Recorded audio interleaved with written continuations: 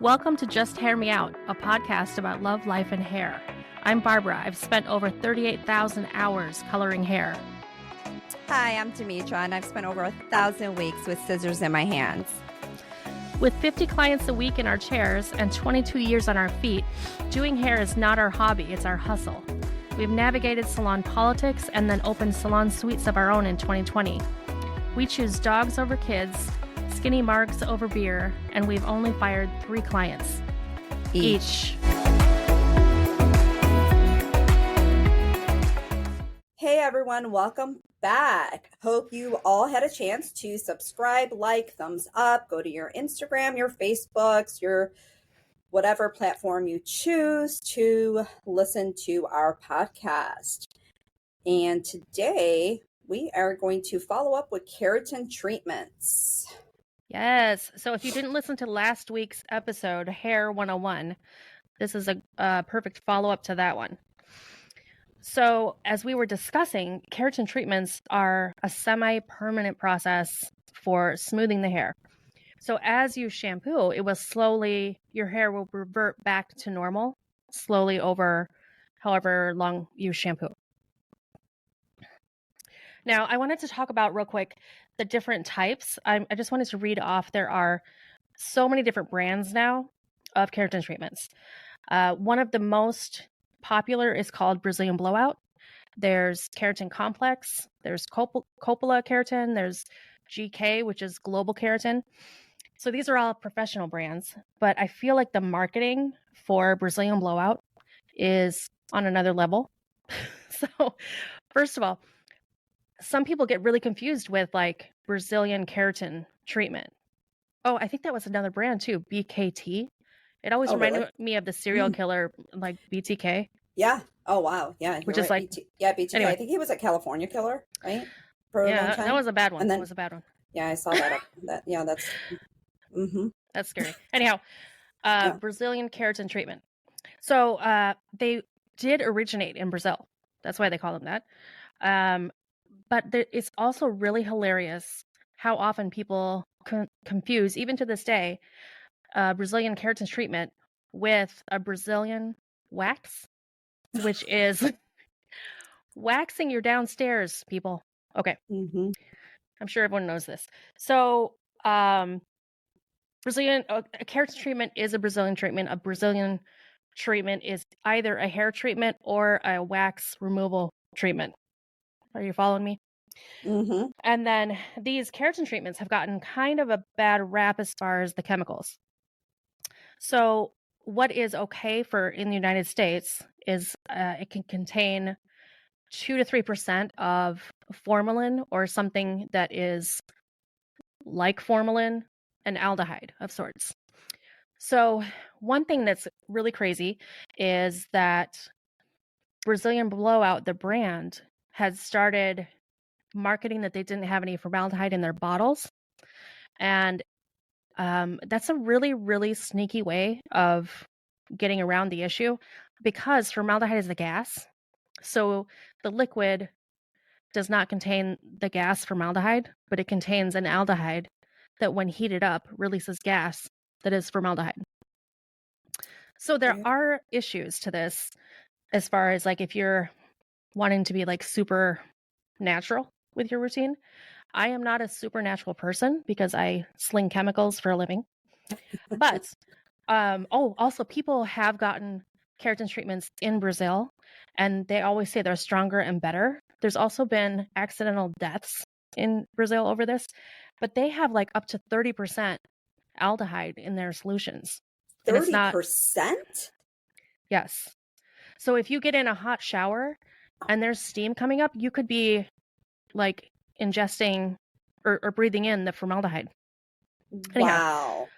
Okay, the reason that I think today's regulated keratin treatments are not that big a deal is because it is so infrequent that you're inhaling it. And people like Demetra and I don't know about you, I tend to schedule them accordingly so I don't do more than one in one day because otherwise you're constantly breathing it in. And it's not that much more formaldehyde than you would find in like nail polish and whatnot. I know there's a trend where they're starting to make a lot of nail polishes without formaldehyde, but they have a much longer shelf life if you do put Right. that I in mean, there. that's actually a big difference because I know the Brazilian now on the bottle, it actually says 1% formaldehyde in the actual ingredient. Well, that's Um, good. on the actual bottle. But 1% is nothing in comparison to 30% if that's what they're actually using and that's legal over there. Just for the clients who freak out over that 1%. But I also do want to say the all smoothing, which they market that as no formaldehyde, but they have aldehyde. Now, what people need to know, it actually doesn't turn into formaldehyde gases until it reaches over 800 degrees. Okay. Now, if you put anything over 450 on your hair, people, it's going to fry and cinch off.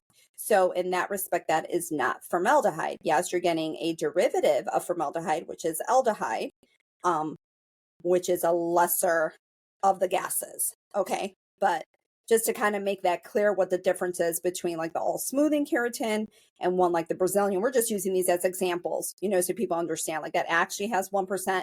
This has aldehyde. In order for that gas of aldehyde to turn, it has to reach a temperature of 800 degrees, which is not going to happen while doing the treatment. So if you want something with the least amount, that might have the least amount, but it might not get your hair as smooth as something that does have, again, the That high higher, amount.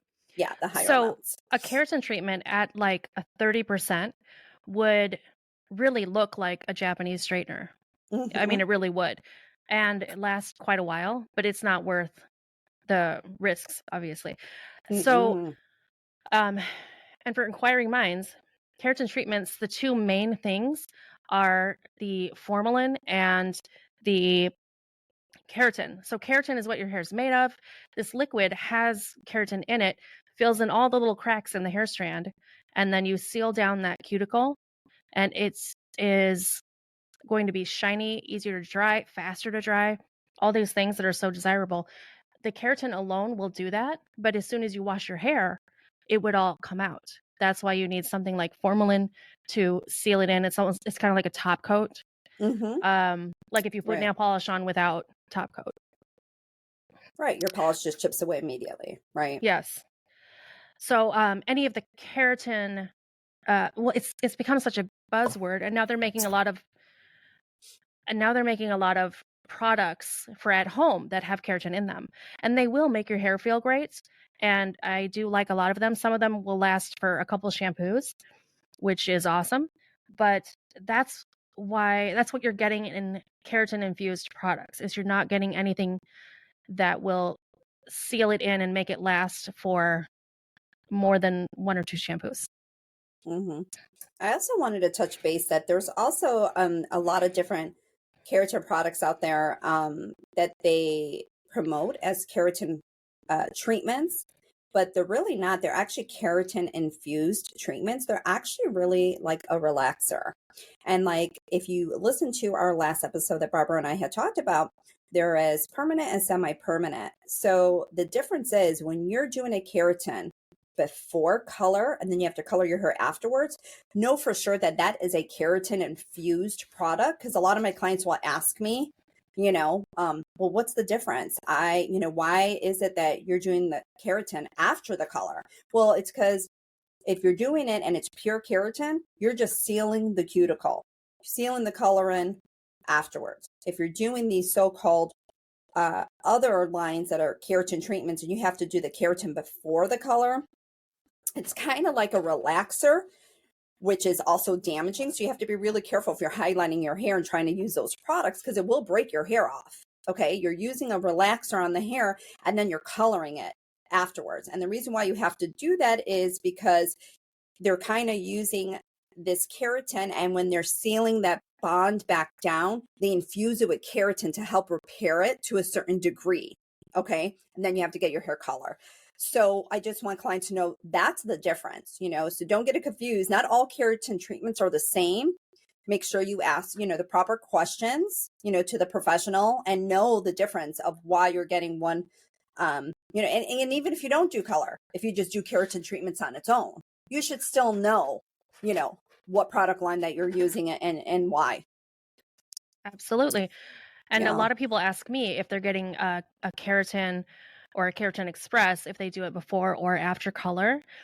And it is with the professional ones that we do in the salon, you always do the keratin after. And it is really for the integrity of the process, not for the damage of your hair or anything. So keratin treatments themselves are actually pretty good for your hair. And they're reparative. They're not going to cause damage. Yes. It's just that if you were to get a keratin treatment and then go color it later, like within, I don't know, a few days or something, the color is lifting up that cuticle again to expose the cortex. And when doing so, it will let out the keratin. So you're kind of undoing what you just paid for. Right. So that's why they say, like, if you cannot get your keratin right after color, just wait 2 weeks before getting color done again. So that this way, the least amount of keratin is being released out of the hair. Exactly. Thank you. Yeah. Now, I want to tell you about when the Brazilian blowout was becoming a big deal first.